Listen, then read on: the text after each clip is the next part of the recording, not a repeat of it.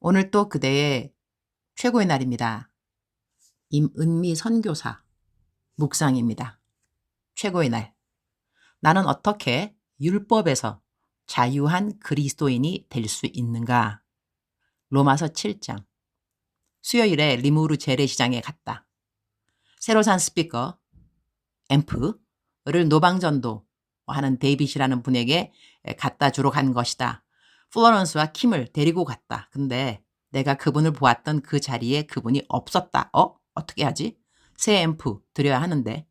찾다가 못 찾고 그냥 가려다가 마침 시장에 나왔으니 과일 좀 산다고 그 시장에서 좀 머물러 있었는데 어떤 사람이 와서 자기를 기억하냐고 묻는다. 아, 데이빗.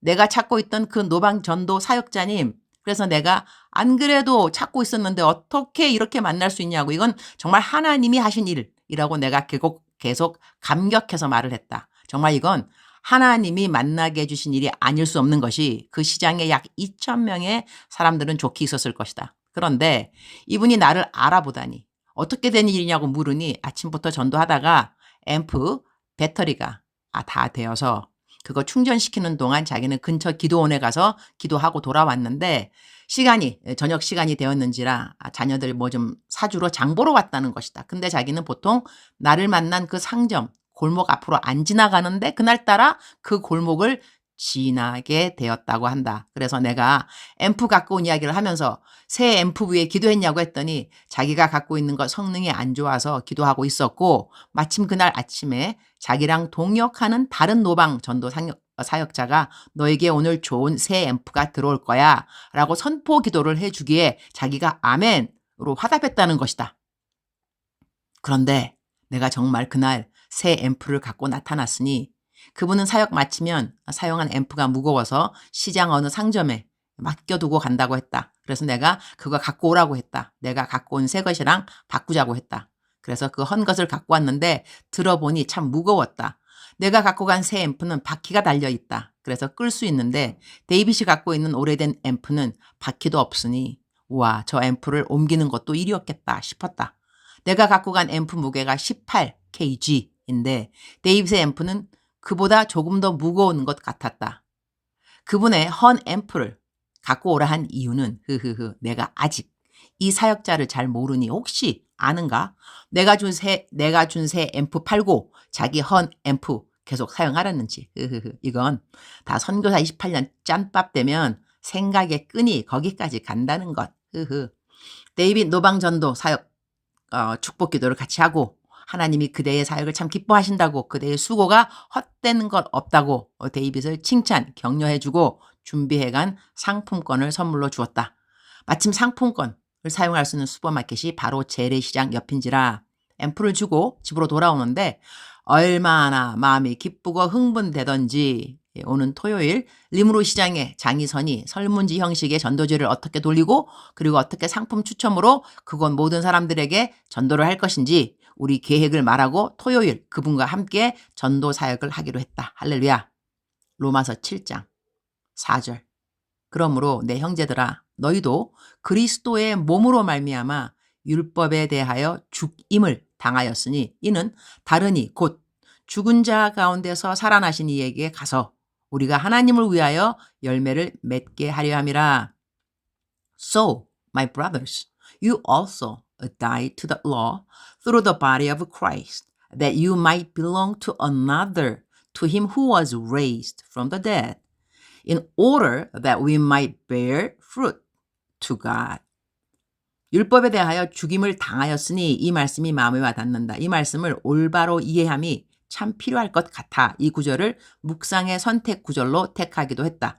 많은 사람들이 하나님 믿을 때 하나님을 사랑하니까 율법을 더 잘 지키고자 작정을 한다. 우리는 하나님을 사랑하는 열매가 바로 율법을 더 잘 지키게 되는 행실의 열매로 생각하게도 되고 그래서 예수님 믿는 사람들은 선행을 더 많이 하려고도 한다. 나 역시 하나님 믿고 난 다음 이전에 지키지 못했던 율법들을 더 잘 지키고 있다고 생각한다. 선행도 이전보다 훨씬 더 많이 하고 있다고 생각한다. 그런데 이렇게 행하는 모든 것들이 나의 의가 되거나 자랑이 되지 말아야 하는 이유를 알고 있다.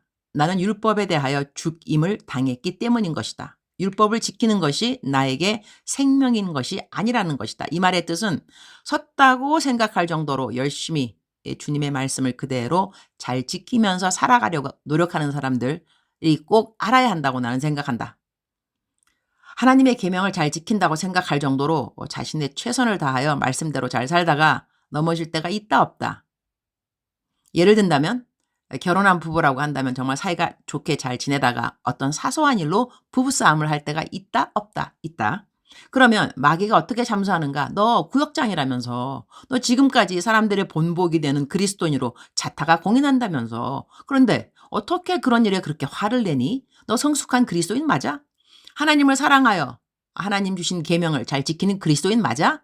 자신을 속이면 안 되지. 너 그리고 내일 주일에 예배 인도자로 강단에 설 수 있겠어? 너 교회에서 여전대회 회장 맞아?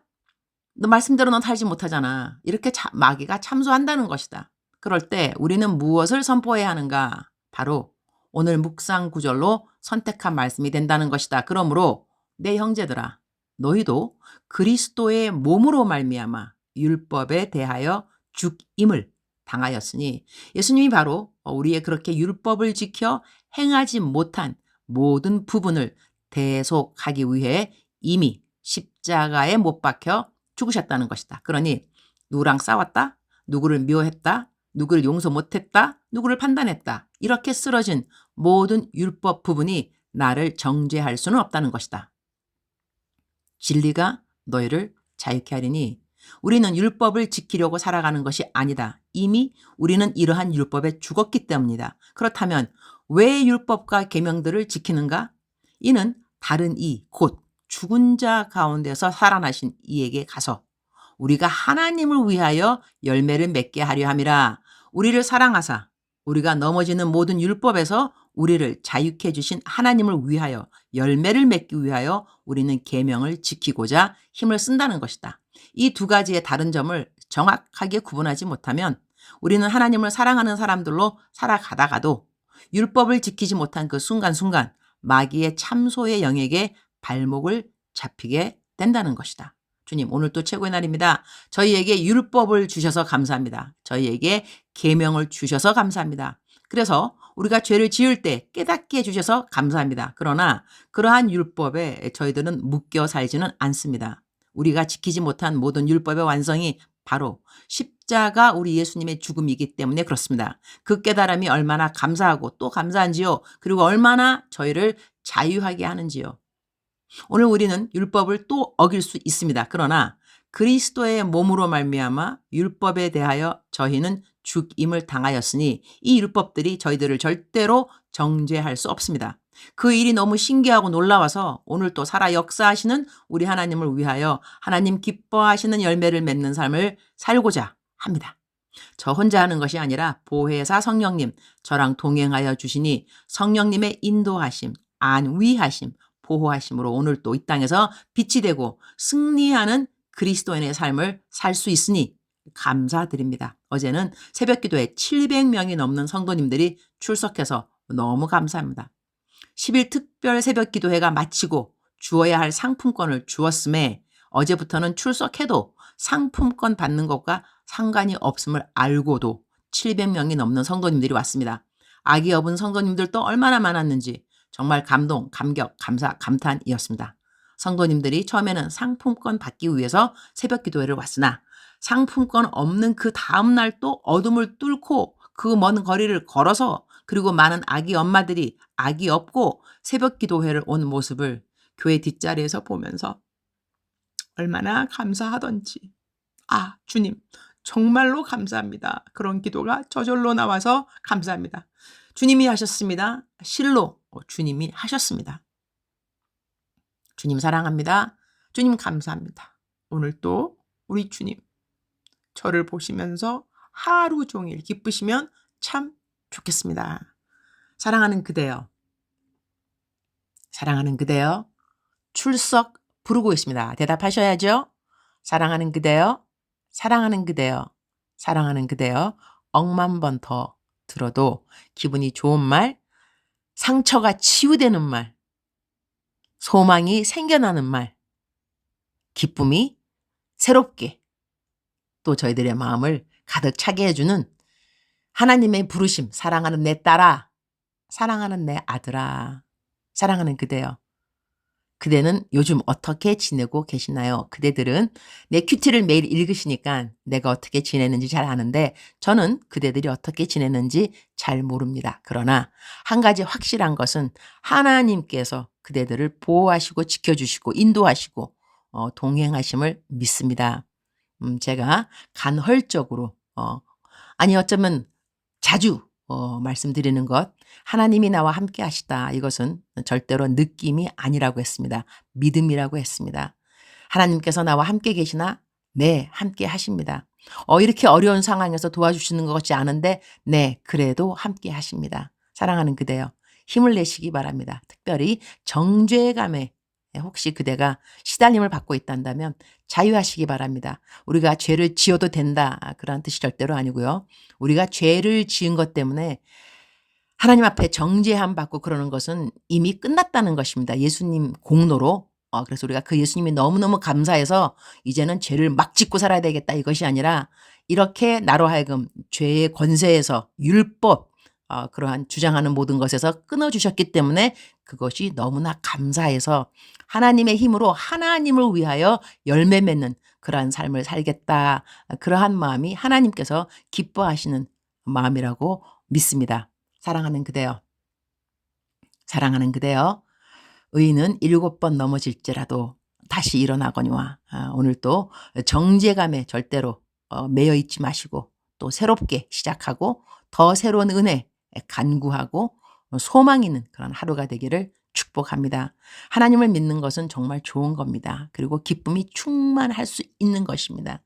나의 부족함 보지 말고 하나님의 완전하심을 바라보는 Fix your eyes on Jesus alone. 예수께 시선을 집중하라. 예수께 시선을 집중하라. 나에게 집중하지 마시고 이웃에 집중하지 마시고 마귀에게는 더더욱 집중하지 마시고 Fix your eyes on Jesus alone. 예수께 시선을 집중하는 그대 되기를 축복합니다. 사랑하는 그대여, 사랑합니다.